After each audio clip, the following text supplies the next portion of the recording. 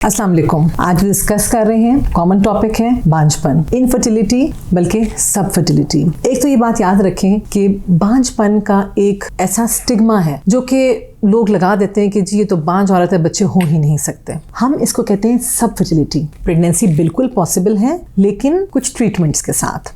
वैसे तो दवाइयाँ हैं, पहले भी इसके ऊपर मैं अपने वीडियो रिकॉर्ड करवा चुकी हूँ। अभी जिस चीज़ के बारे में बात कर रही हूँ वो advance treatment, that is IVF and ICSI। IVF है इन विट्रो फर्टिलाइजेशन और ICSI है इंट्रासाइटोप्लाज्मिक स्पर्म इंजेक्शन। ये थोड़े से एडवांस्ड तरीके हैं बहुत पुराने, लेकिन बात इसलिए करना ज़रूरी है अवेयरनेस के लिए। लोग ये समझते हैं कि ये बहुत एक्सपेंसिव ट्रीटमेंट्स हैं, दे आर एक्सपेंसिव, लेकिन हेल्दी यंग कपल्स जिनका एज ग्रुप बिटवीन 30 to 40 है, पीरियड्स रेगुलर आ रहे हैं और हस्बैंड की भी बहुत ज़्यादा प्रॉब्लम नहीं है सीमेन के अंदर, उनके लिए IVF बड़ा अच्छा रोल प्ले करता है। ऐसे पेशेंट्स स्पेशली जिनकी ट्यूब्स का प्रॉब्लम है, ट्यूब्स बंद हो चुकी हैं, उनके लिए बहुत अच्छी खुशखबरी है कि IVF का बड़ा अच्छा सक्सेस रेट है, अप टू 40%। दूसरी चीज़ है ICSI, इंट्रासाइटोप्लाज्मिक स्पर्म इंजेक्शन। उसमें भी तरीका IVF से मिलता जुलता है, लेकिन ये मज़ीद एडवांस टेक्निक है। फीमेल से एग्स लेके हस्बैंड के स्पर्म्स लेके बाकायदा एक दूसरे से डायरेक्टली मिलाया जाता है। इस तरह बहुत सी मेल फैक्टर एब्नॉर्मैलिटीज अवॉइड हो जाती हैं और इसका भी सक्सेस रेट उन लोगों में जो कि हेल्दी